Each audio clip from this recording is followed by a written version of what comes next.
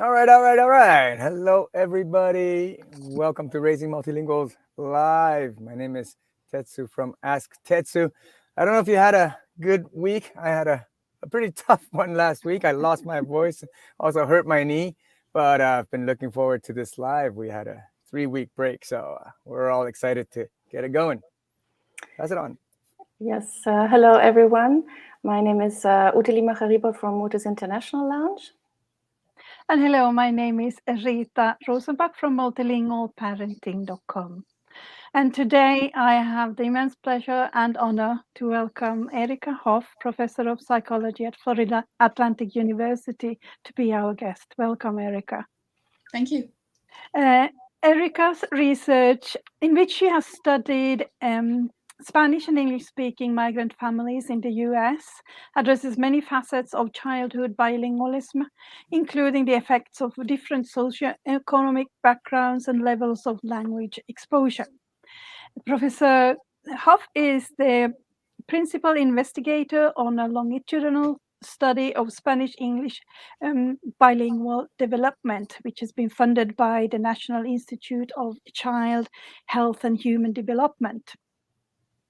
Erika has authored several books and a textbook and articles on language development, and also been the editor on several chapters in different topics. It would take me a very long time to list them all. It's a very impressive list. We will add the link to her research in the comments to the recordings. Welcome. So happy to have you here, Erika. I'm delighted to be here. Thank you. So you've done, like I said, you've done really extensive research into bilingual children, Spanish, English speaking children. So based on this extensive research, what are the findings that you would say would be the most important for parents in similar families to know? I think there are two things that are the most important. One is it is certainly possible for children to learn two languages simultaneously. That's the circumstance of most of the children that I've studied. They hear Spanish and English from birth, and at least initially, they start out learning both Spanish and English. So despite what other people may tell you, it's not confusing to children to hear two languages. They can separate them. We don't completely know how, but they can separate them, and they can start to develop two languages simultaneously.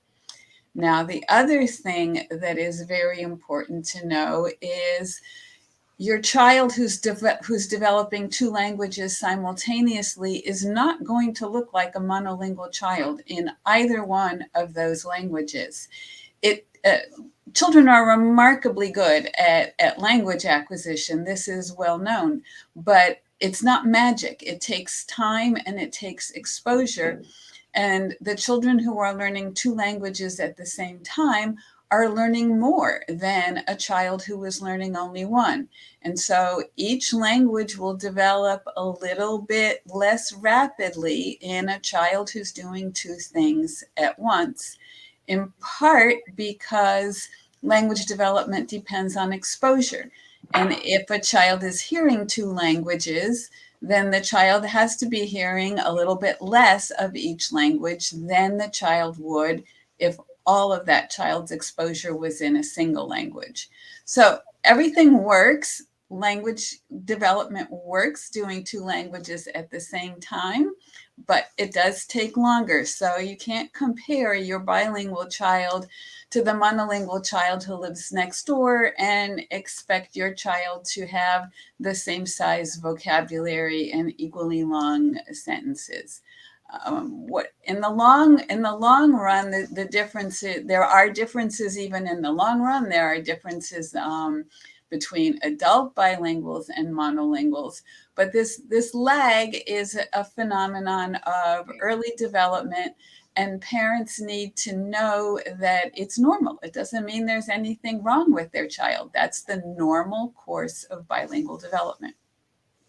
Yes, absolutely. We often speak about this, that you should never compare monolingual children and children who speak more than one language. And I would kind of personally, I would even shy away from using the word lag, because that kind of implies a comparison. So yes, because it is a different development phase, and they just is a bilingual or more than one language development, and then one language that develops. So yes, but I absolutely agree. This is so important for parents to realize, and we can't emphasize often enough that please don't compare. Fantastic. Is it okay if we of dig course. a little deeper? I from what I've read so far, apparently there's no definitive evidence that all children who learn more than one language would have a delay. What you call it, lag or delay. But what I do read a lot is that the vocabulary size for each language would be smaller when you learn more than one language. Now, that said, we also often hear about different languages have a different set of vocabulary, more context driven, context bound set of vocabularies, and I assume sort of grammar based on that. So how do you measure, I guess, what's the standard to measure the delay or the lag? Okay. I was wondering. Yeah, there. I understand your question, and you have either deliberately or inadvertently touched on something that's an issue in the field.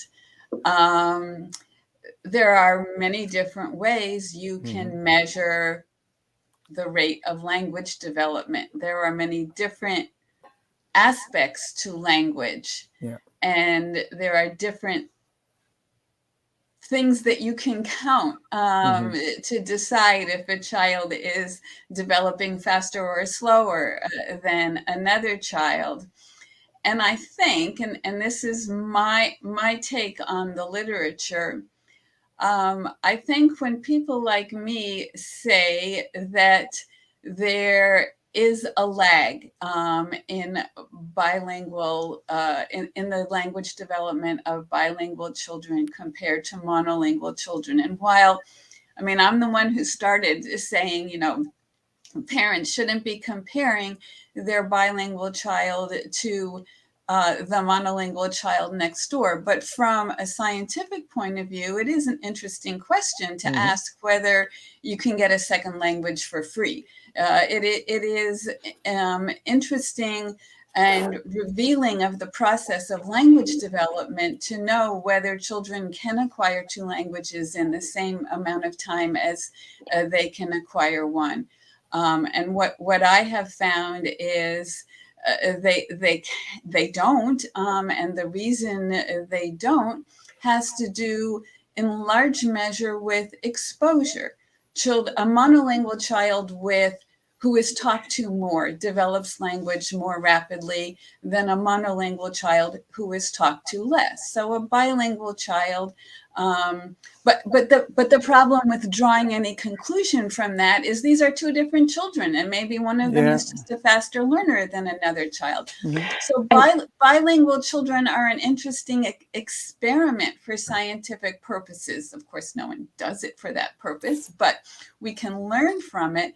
And what we learn is that language development depends upon exposure, because a bilingual child who hears 70% of their input in Spanish and 30% of their input in English will acquire Spanish faster than English. And if you reverse which language they hear more, you will reverse which language they hear faster. And these are interesting things to know about the process of language development. Now, to get to your question, whether or not you see a lag, I believe based on reading all the literature, this is not just my finding, I believe it depends upon the measure you look at. So if you look at vocabulary size, which is, after all, something that we look at to see if a child is developing normally, then you see the cost of bilingualism.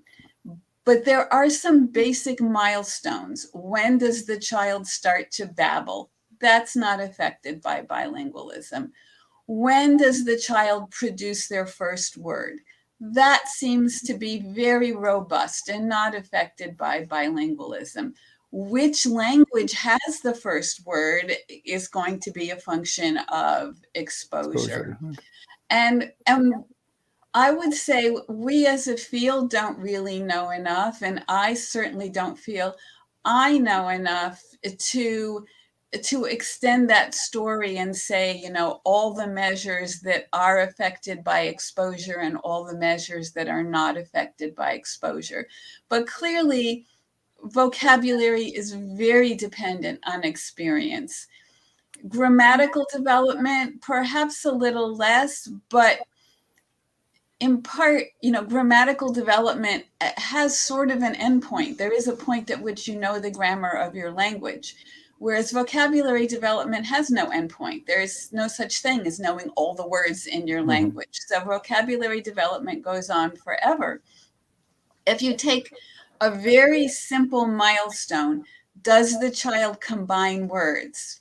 What we see is bilingual children start combining words in the language they hear more at an earlier age than they combine words in the language they hear less. And in my data, the lag is about 6 months. Which means after 6 months, everybody's combining words. So you don't see any difference between monolinguals and bilinguals. You don't see any difference between the dominant language and the less dominant language, because if your measure of language development is, does the child put words together, then by the time they're 3 years old, all of the children do in all of their languages, and you see no difference. If you look at them when they're 24 months old, you might see a difference. So the question of where there are differences or a cost to bilingualism and where there are not depends entirely on what measure of language development you look at and what age you look at the child. It is extremely complex with the different factors, and when parents talk about this, I think give a similar line of reasoning.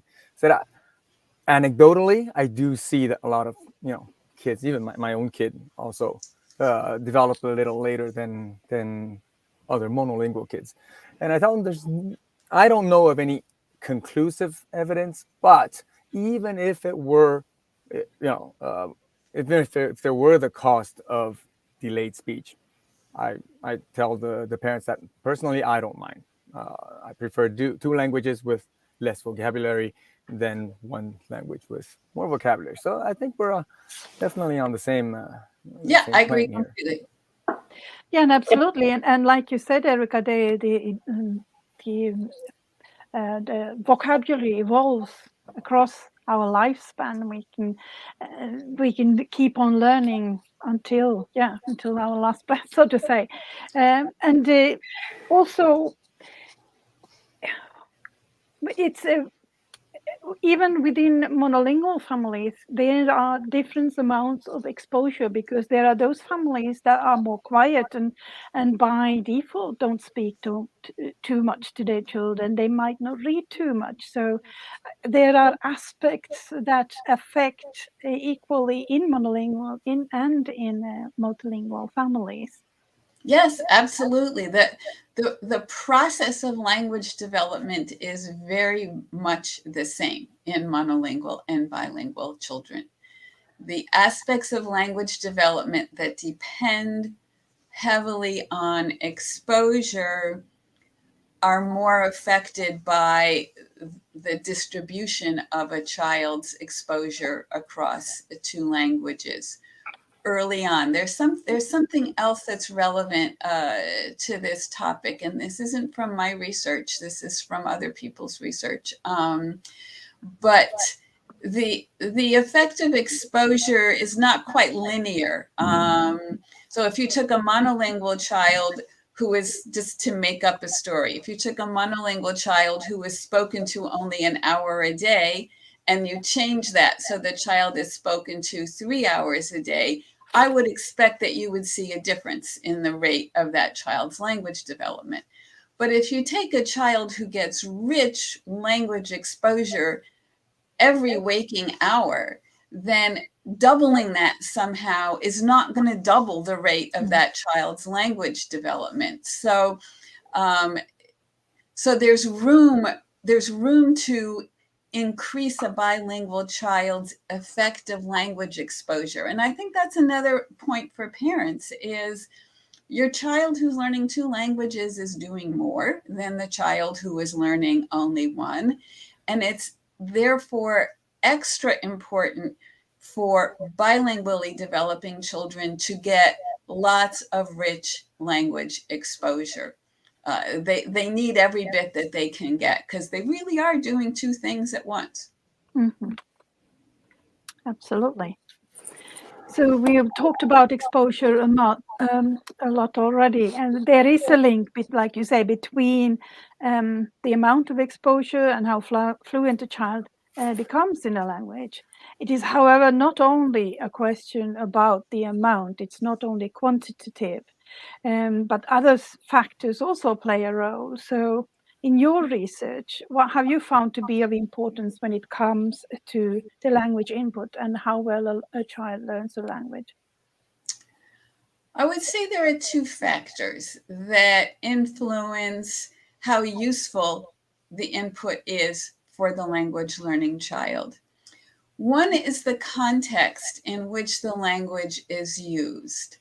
When we start talking to very young children, the topics tend to be the here and now. We're talking about, the toys that we're looking at, the food that we're eating, and this is all very good because it helps the child map the words that they hear onto the things that they see. But that quickly becomes limiting. And several studies have found that children's language really develops more rapidly if the conversations that they're involved in are not just about the here and now, if they're about the past and the future. It allows for using a bigger vocabulary. It allows for using a wider range of grammatical structures. And the child's language exposure is expanded. That is, the way we talk is naturally richer if we don't limit ourselves to just talking about the things in front of us that we see. So conversations about the past, asking your child what they did, at the party that they went to, that sort of conversation just naturally elicits a kind of language use in most adults that is extra supportive of the children's language development. So that context is one thing. And then the other thing is the parents' sort of natural style of talking to children. And so some parents sort of naturally converse with their children and ask them all sorts of things. And for other parents, that seems like an odd thing to do, and it doesn't come as naturally. And one of the factors that influences how parents naturally use language with their children is their own proficiency in the language. Mm-hmm. So we have found more than once in a couple of different studies, we have found that when parents who are not very proficient in the language use that language speaking with their children, that input doesn't help the child as much. Now, you may ask, well, why would a parent who's not very proficient in the language use it with their child? And the answer, unfortunately, at least in the United States, is many parents have the belief that they must speak English with their children. And so they try to do so, even if their English ability is very limited. And I'm willing to say that's a mistake. All of the data suggest that your child is better off if you use your stronger, your more natural language with the child. First of all, you will have a bigger vocabulary and more varied sentence structure. You will illustrate the language better in the language that you are proficient in than you will in the language that you barely know. I'm not saying you have to be a native speaker in order to provide good input with your children, but you have to be a fairly proficient speaker. The fact that you know a few words that your child doesn't know yet is not sufficient. If we look at the qualities of language input to children that support language development, it's not just a matter of being a little bit ahead of your child. Children really do benefit from hearing a wide vocabulary and a variety of syntactic structures. Yes. Sorry. No, that's fine. I wanted to point out one thing because now you're mentioning when parents speak another language instead of their most dominant or the language that they are most spontaneous in and more secure and more comfortable in. So we're not talking about an additional language that the parents are speaking with the child, but it's the primary language, right? Because we had other kind of meetings where we were talking about when parents speak the additional language at home as well. So, for example, if the family is Spanish speaking, like in the research that you did, and one of the parents decides to speak English but is not proficient enough to help the child. So this would be actually not something that would be advised from Exactly. very early on to avoid. So I just wanted to point this out because we have several followers who transmit also other languages to their children, me included. I transmit other languages to my children, but these are not the primarily languages. So the emotional bond and the richness of vocabulary I transmitted in my first two languages. So just wanted to add this to the discussion. Yes, absolutely, and I think that's a very, very important because you come across that still parents thinking that, especially we can see that in migrant families who just moved to a country, and they do what they think is best for the child. They want their child to learn the community language as soon as possible, and then they use the community language, be it like English in the US, but it can be German in Germany or French in France. So that's kind of the recommendation is that is not what right. And just to really scare parents into using their strongest language, it's not just language development that's affected, it's cognitive development. I mean, think of the language that you only studied in high school and never studied again. And now you're given a 2-year-old child, explain the world to that child in a language where you have only a very passing familiarity. The content of your conversation has to be limited. Absolutely. But I would like to add to this point exactly the tendency that I observe in several settings, in several societies, I won't mention which ones, where there is really a tendency to convince parents to speak English from early on as the only language that they can speak with the child, even if the parents are not fluent yet. So that is something that personally scares me. Yes. Because I say, well, although I understand you want to give your child the best start in life, every parent wants that.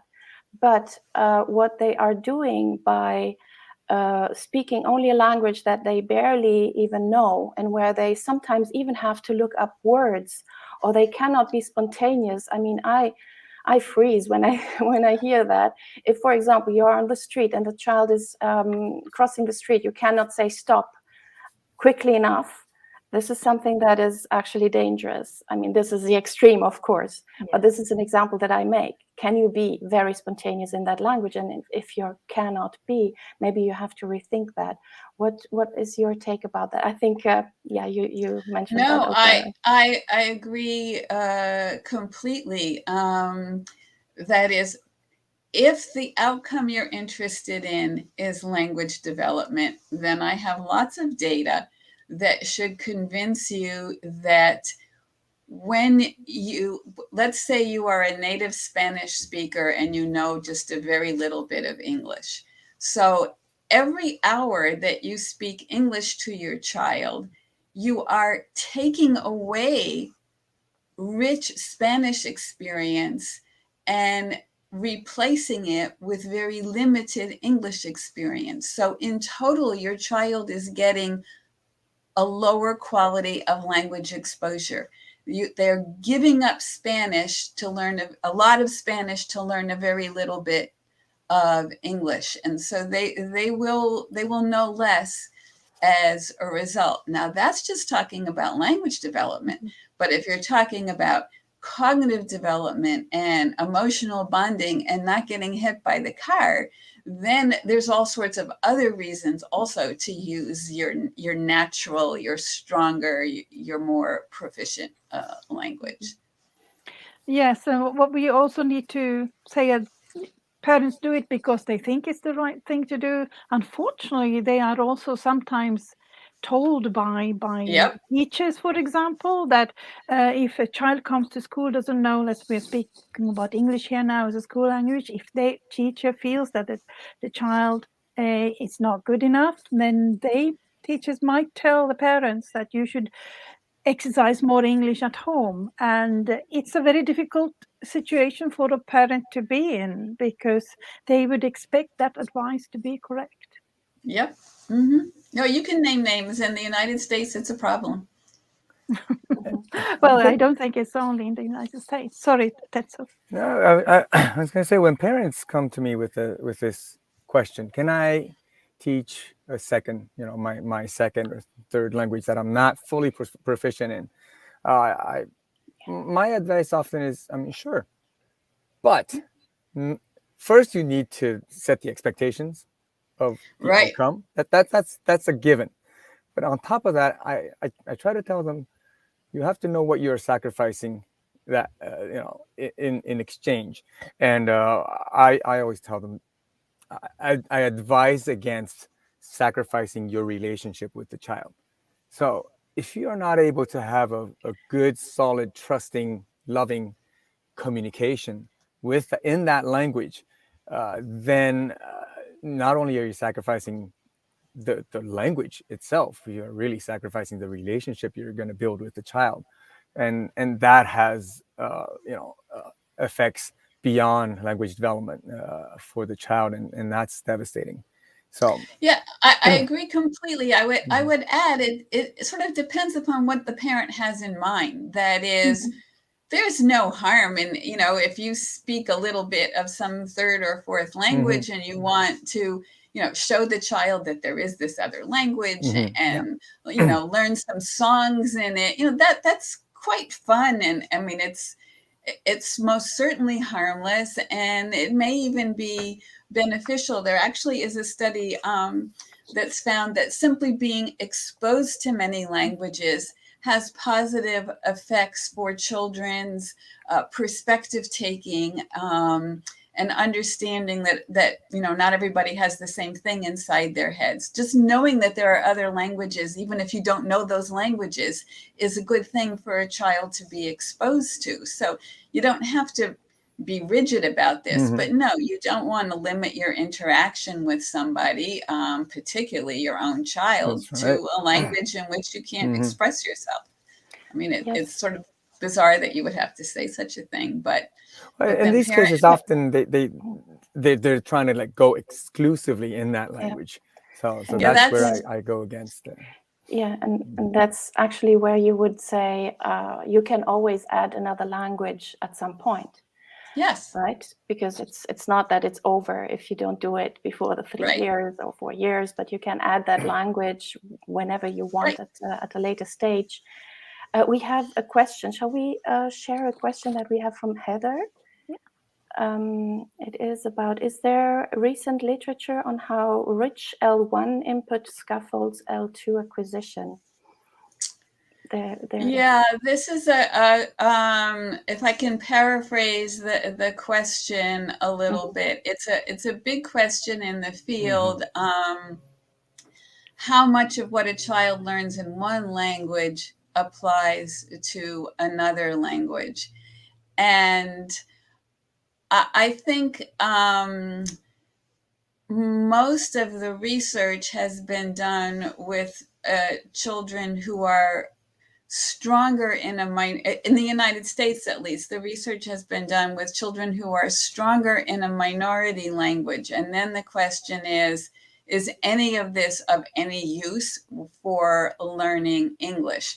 And now that I think about it, I think there's also some research in the Netherlands with Moroccan and Turkish immigrants asking, is what they experience at home in their parents' language of any use when they come to school and have to learn Dutch? And I think the answer is yes. They're, particularly if the original language is an alphabetic language, so Chinese and Japanese may be different, but if they learn about the sounds of language, that transfers to learning about sounds and sound letter correspondences in another language.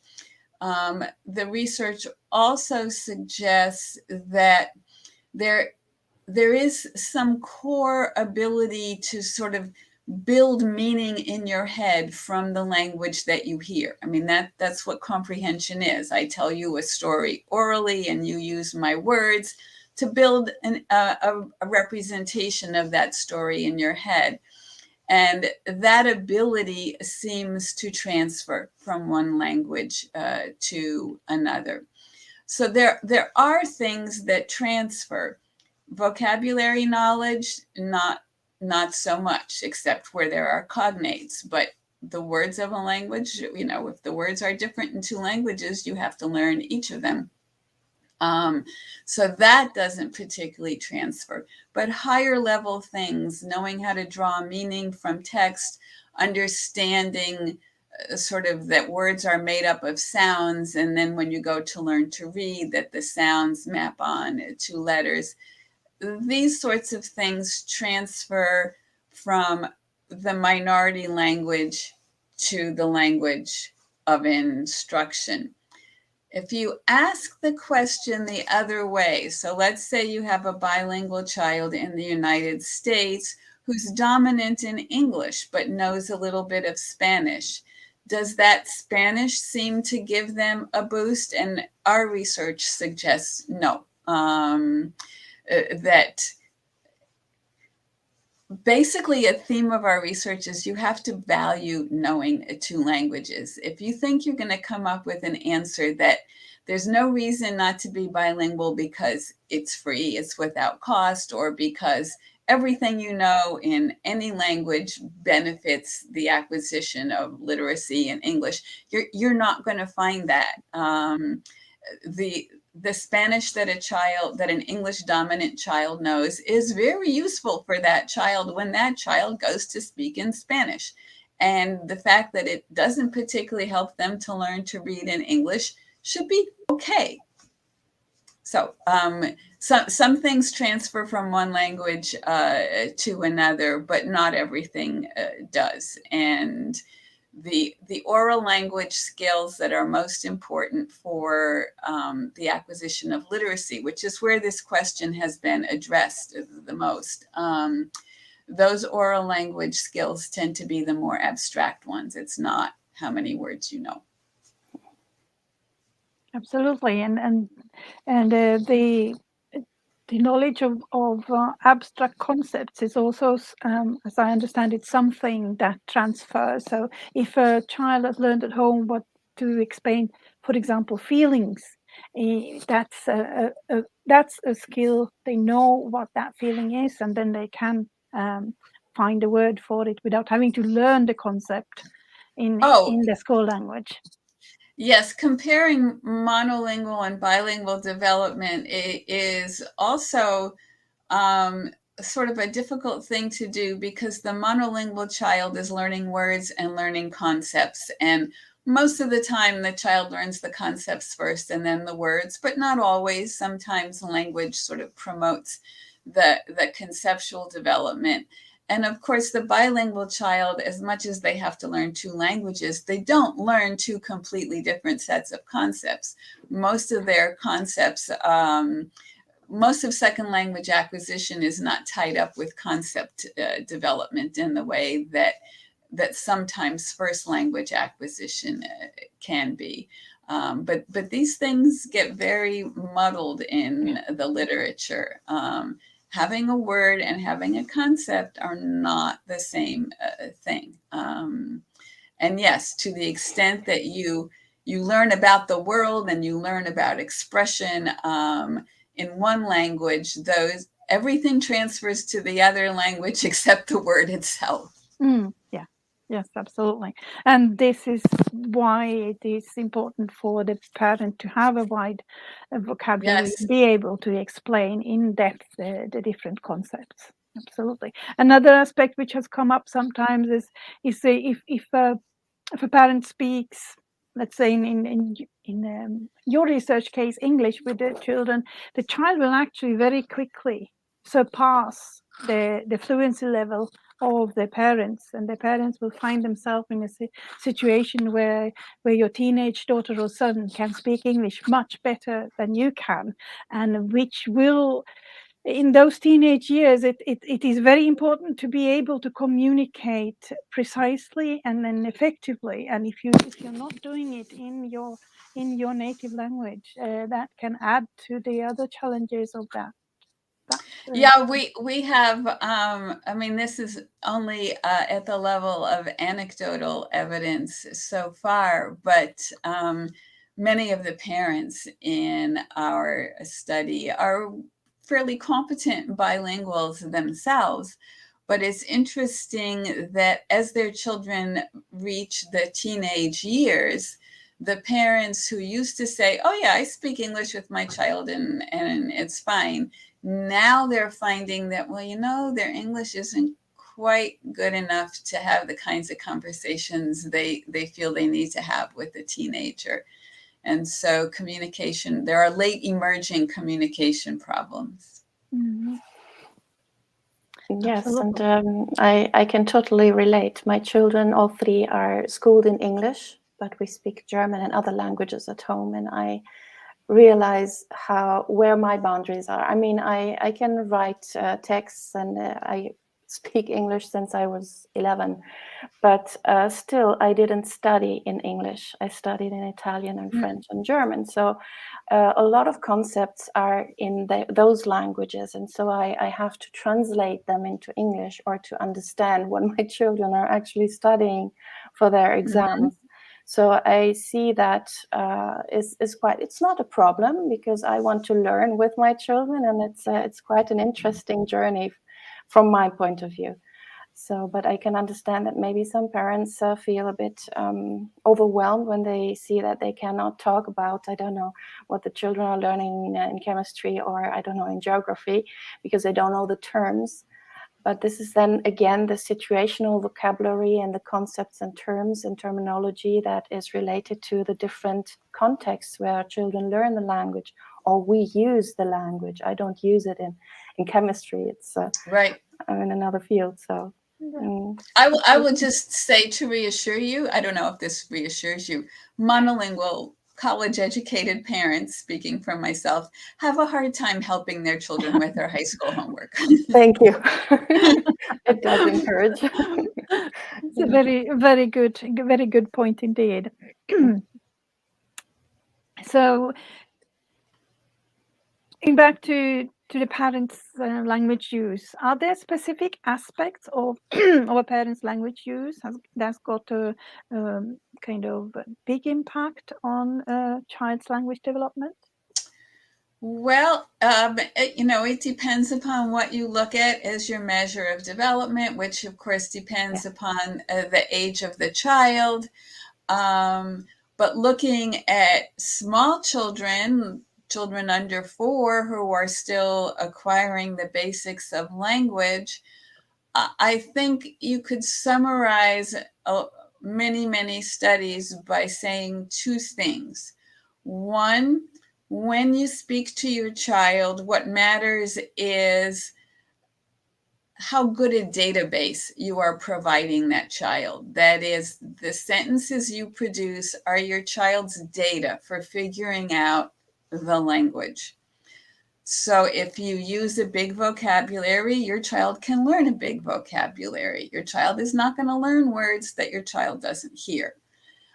If you use a variety of different grammatical structures, your child will learn a variety of different grammatical structures. Also, some things that are a little bit less obvious. The child can see the patterns in language better if you use a wide vocabulary. So if you say, just to make up an example, the truck is in the garage and the car is in the garage, and we have boxes in the garage. Well, all those different words then tell the child something about that grammatical slot, that this is a slot that doesn't depend upon the particular word. And I could go on and get really boring talking about the acquisition of grammar, but variety is important. Yes, when children are just starting out, the more they hear a word, the faster they will learn it.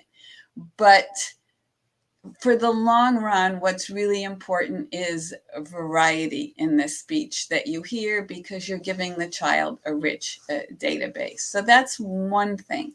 And then the second thing that more and more studies are making clear is that the other thing parents do when they interact with their children is they elicit talk from the child. And that seems to be really important. Just hearing speech is not enough.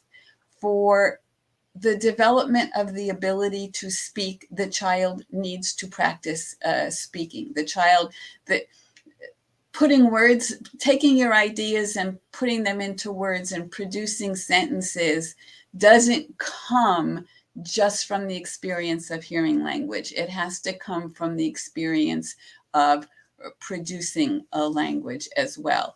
And this is true for monolingual children, and it's true for bilingual children.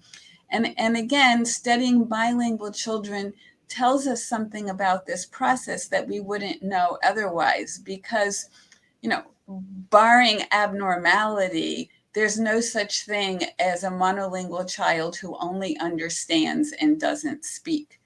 Maybe when they're 10 months old, but it doesn't last long. But there are lots of bilinguals who say they understand 2 languages, but they only speak 1. And we have some evidence that this has origins in they hear 2 languages, but they really choose to speak 1. And it is a source of sadness and irritation for many bilingual parents that they speak, talking about the samples that I study, that the parents speak Spanish to their children and the children answer in English. And so what happens is the children's abilities to understand Spanish continue to grow while their abilities to speak Spanish develop at a slower rate if they only hear it and don't speak it. And that's what a lot of children do here. They quickly figure out that English is the prestigious language, and that's, of course, what they want to do then. Yes, I absolutely agree. And we often speak about the need, that there needs to be a real need Yes. to use their language, and the exposure needs to be interactive. So the children, there should be a want for the child to use it, and there should also be the need, the clear need. So that there are situations, and like you say, eliciting, expecting a child, or just being very consistent in the use of the language. All of these are so important too. So although for those families who do have children who understand and don't speak, that's a great resource to have. Receptive bilinguals, Oh, yes. they will have it a lot easier if they decide later on, okay, actually I want to be able to use it, because that usually comes later when they realize the value of the language, and they are much further ahead than somebody who's just never or doesn't understand it. So absolutely. And I don't want, I certainly don't want to leave the impression that, parents should require their children to answer them in a language that don't set it up as a fight. Just as it's important for the parent to be able to say stop when a car is coming, it's important for children to be able to communicate with their parents. And this has nothing to do with my language development research. As a developmental psychologist and a parent, I would say, if your child wants to communicate with you, don't say, no, I'm not listening unless you speak a different language. I think that would be a very bad idea. Yeah. Because, I brought up the idea of prestige, and that's certainly true. But when children switch languages, and we've documented this fairly carefully in our research, when children switch languages, they are switching to the language that they are stronger in. They are switching to maximize their ability to express themselves. And so I would think that's not something you ever want to discourage in your child. Absolutely. Couldn't agree more. You've mentioned a few times like socioeconomic factors as well. I mean, these are factors that are not easy to change in a family, and they do impact on what impact do they have, and what is the best way to overcome these the negative influences that the socioeconomic factors can have. So what would your recommendation be?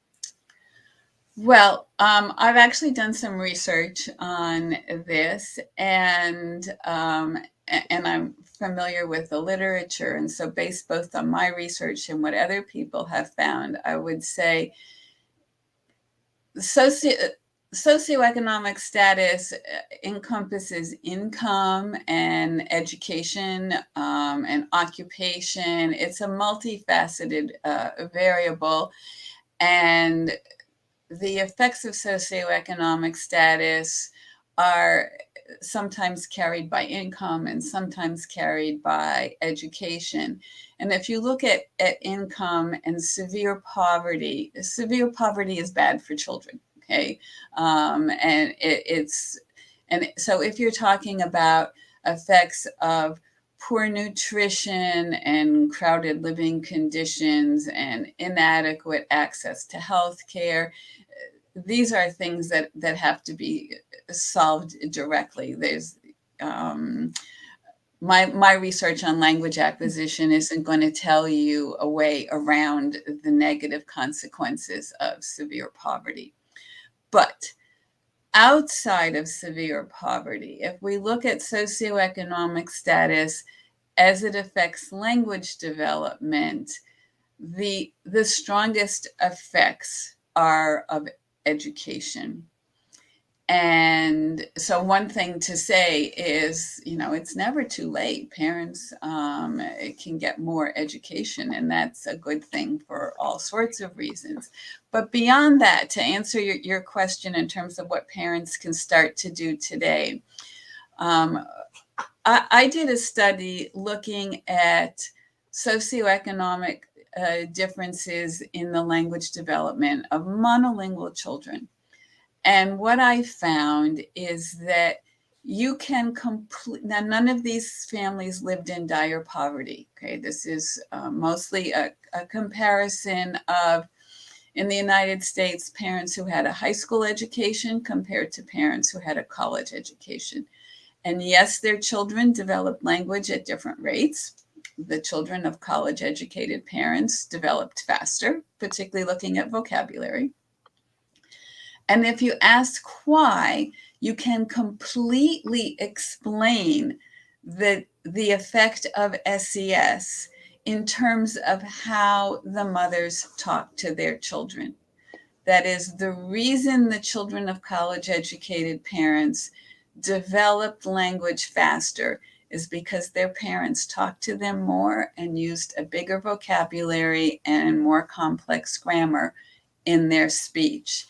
And so what all parents want to do is maximize their talk to their children, both in terms of quantity and quality. And so you have to, every parent is different, and you have to find the ways that work for you.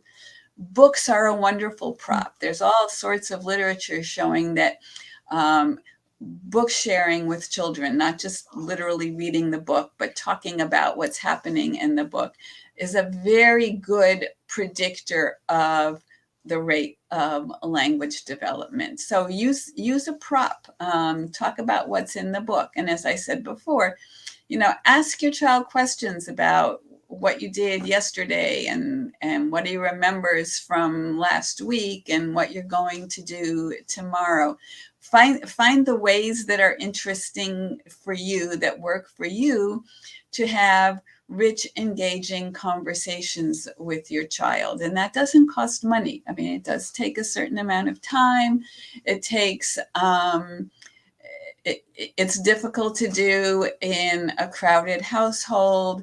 So some of these obstacles are real and not easy to overcome. One that's easy to overcome is turn off television.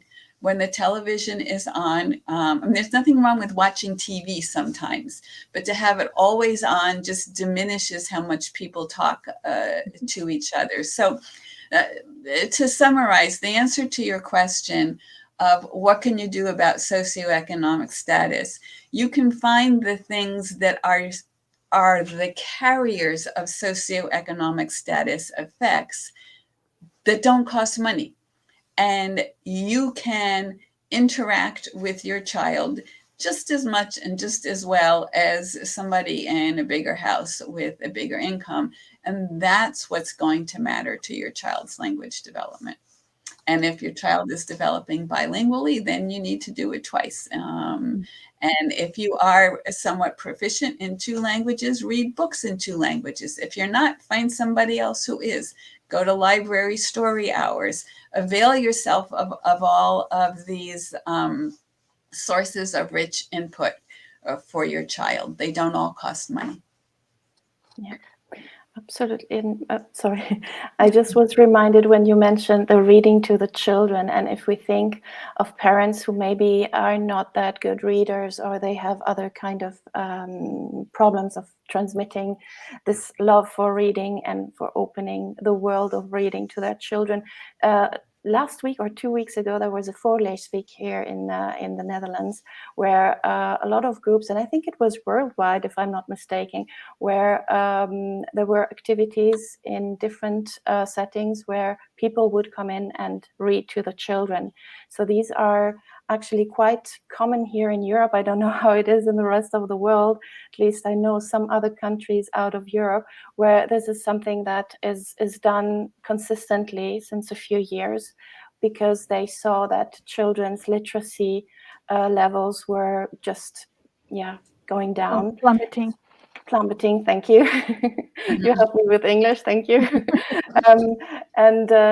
I think that is a great point also to focalize and emphasize today, that the reading, and that if the children or the parents cannot read with the children, that there are others who might do. For example, like you mentioned now in the library, there is always something that one can, someone that one can find. But let me also add to that book sharing doesn't have to be reading. There are wordless picture books that it's a prop. It gives you something to talk about, to use a wider vocabulary than you would if you only talked about the things in front of you. And there is research in different cultures that shows that some cultures, there are narrative traditions, and so mothers and children collaborate to tell these long stories of when they were born, and anybody can do that. Tell me, every family has stories. The time we, in my family, the time we missed the stop on the subway and had to take a taxi to get home. These stories, if you are an occasion for using rich language. The value of books, I would argue, it can be captured other ways as well.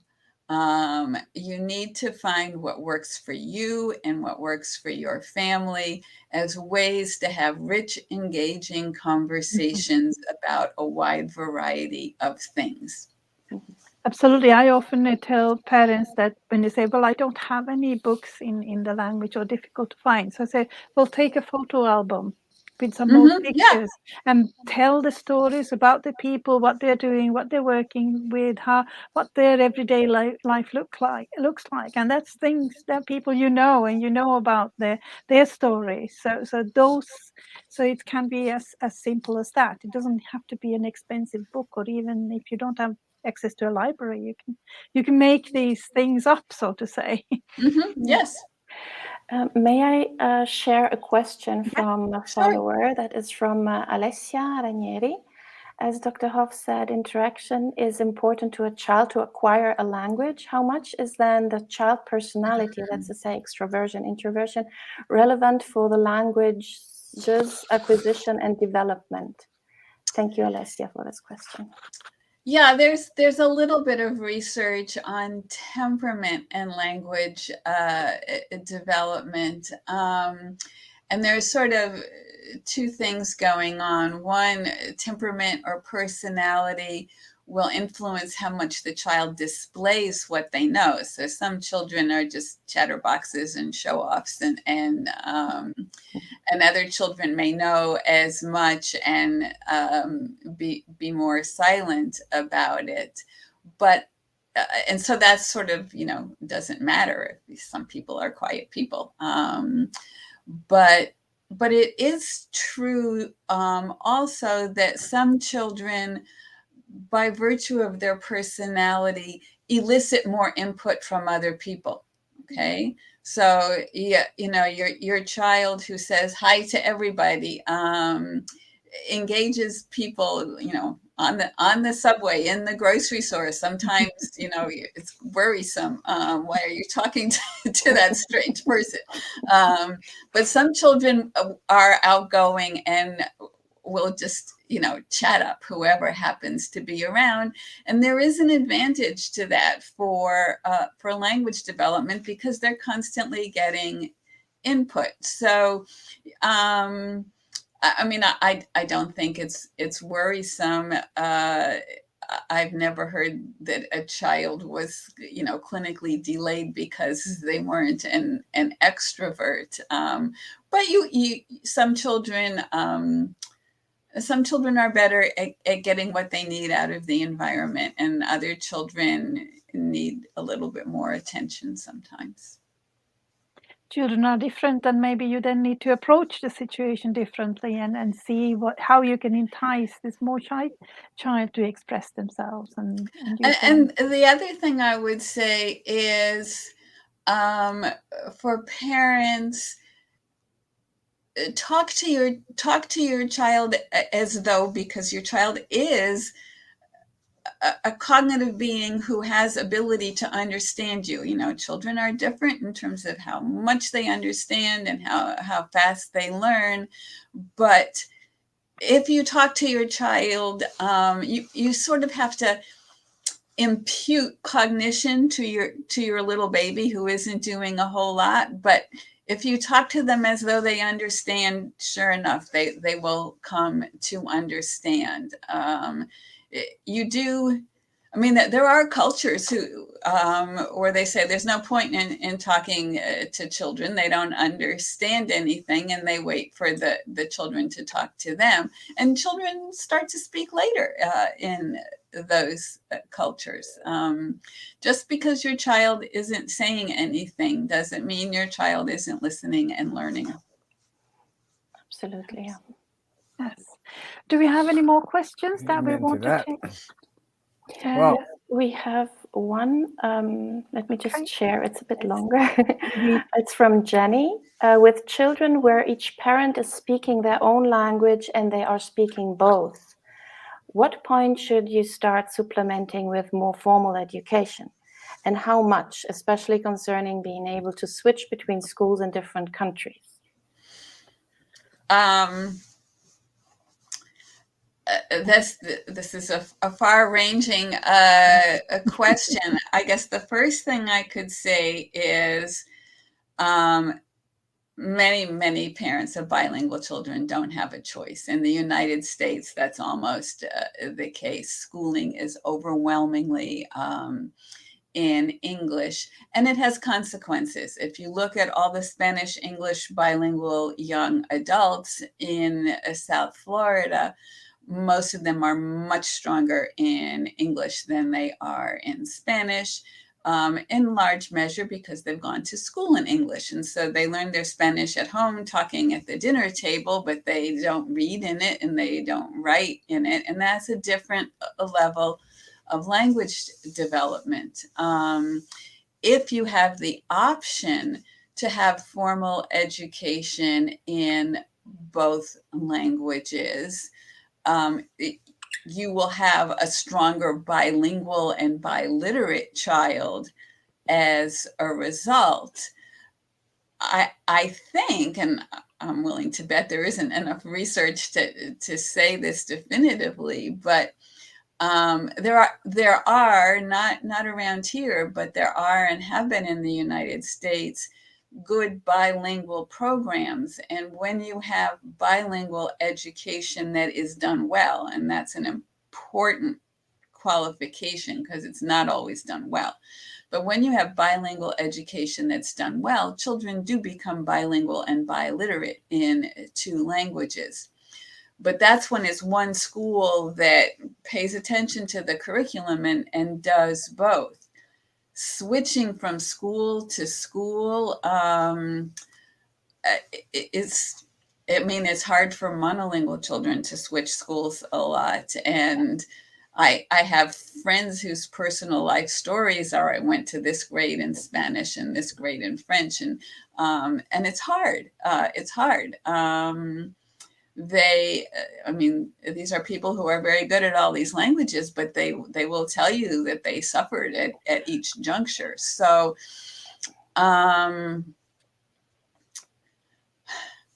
so I don't know the answer to your question, but there isn't an easy answer. I can tell you that it's not that everybody knows, and this is your opportunity to find out.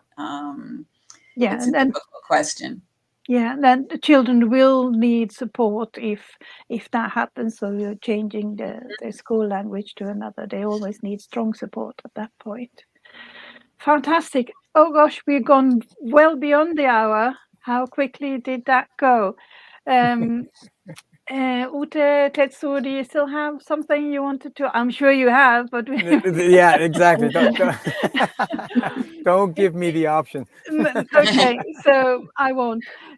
So thank you so much, Erika. This has been so interesting and so many golden nuggets to share with the parents. Do you have still something that kind of, this is what I would like to tell, this is what I would like every parent of a bilingual child to know or to feel? Do you have something?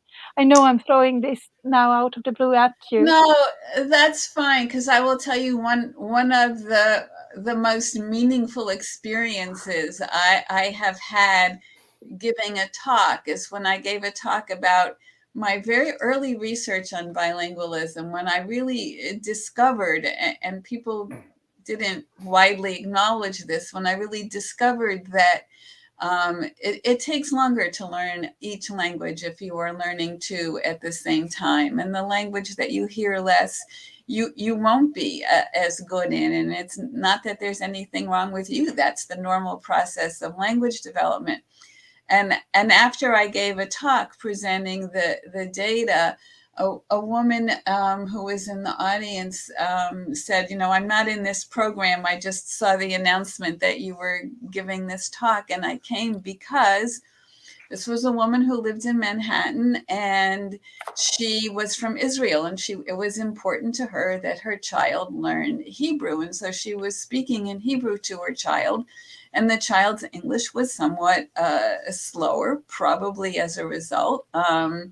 And her pediatrician said, you have to stop that. You have to speak English to your child, and made her feel like she was damaging her child. And so I think the most important thing for parents who use more than one language with their child, or parents who use a minority language with their child who's also exposed to the majority languages, you are not damaging your child. Do not worry that you are causing harm. Children can survive and thrive with exposure to more than one language.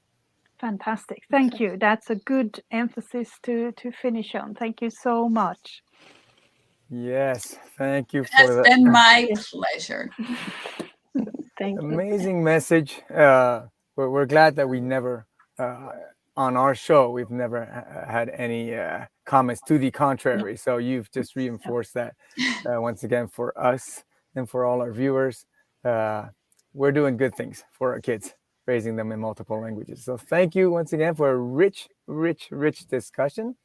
And let's have a peek into our final session of the year. So this was our last, session with a guest from Florida Atlantic University. Now the next one we are looking to, let me put it up. We're looking to invite everybody who's watching us. All our guests are invited to join us live on air to go over 2021. It was another year. It is our first, I guess, full year with the pandemic. But I'm sure we've all learned a lot of things as we raise our kids in different languages, and maybe watching Raising Multilinguals live, or from wherever you get your lessons learned for 2021. So we are looking at inviting you all, whoever's watching now live or the recording, please register. There's a little link right there. It's a simple link, a bit.ly link, RML 2021, and we will put that in the descriptions and in our promotional material coming up. So that's our last session to wrap up the year on December 21st. So that's in 2 weeks. Hopefully we'll have a lot of you to come and share your stories, your learnings, and we'll have a blast to finish 2021. Okay. So there you go. Once again, thank you very much, Dr. Hoff. I know I talk a lot, but I wanted to say one more thing. I was waiting for you to do your closing.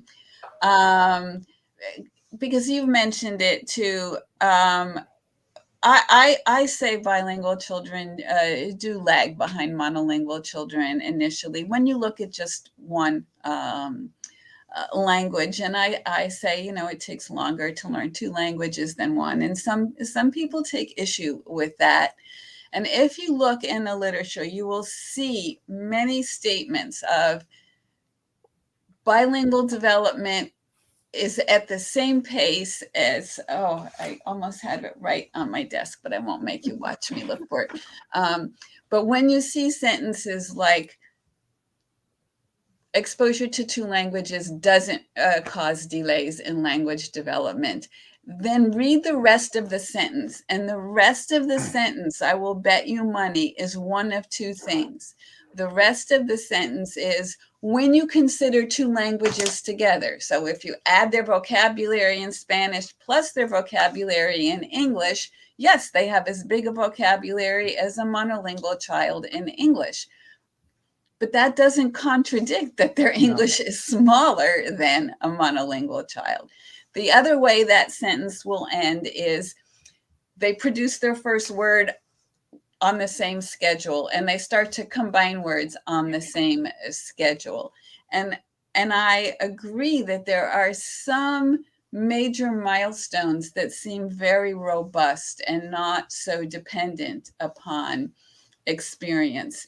And furthermore, you never have the counterfactual. You never know what this child would look like if this child were monolingual. And there are huge individual differences. So a child who produces their first word at 9 months is early but normal, and a child who produces his first word at 15 months is later but normal. So it's a huge range. So to look at one child and say, well, they're within the normal range for monolinguals, that's not saying much. It's somewhere between 9 and 15 months they start to talk. And the reason I bring it up now is it's relevant to parents. If parents really believe that bilingual development should, in a normal child, look just like monolingual development, and then they can't help but noticing that their child isn't at the same level as the monolingual child next door, then they panic. Then they go to the pediatrician. Then they'll do whatever anybody tells them because they're worried about their child. And they have no reason to be worried. This is what normal bilingual development looks like. But the real proponents of bilingualism, for some reason, feel that they can't ever acknowledge that there's a cost, for fear that they're saying something bad about bilinguals or bilingualism. And I think it puts parents in a terrible position of feeling like, well, everybody else can do this, and for some reason I can't, my child can't. And they have no reason to think that. Yeah. Anyway. Exactly. Thank you for that. I think we absolutely agree that parents need to realize it's a different trajectory, monolingual development and bilingual development. Whether you see it as a cost or just a difference between the two. So yeah, it's a different angle. It's a difference. Yes. Yeah. Thank you for this opportunity. It was a pleasure. Thank Thank you. you so very much. much. Thank Okay. you. And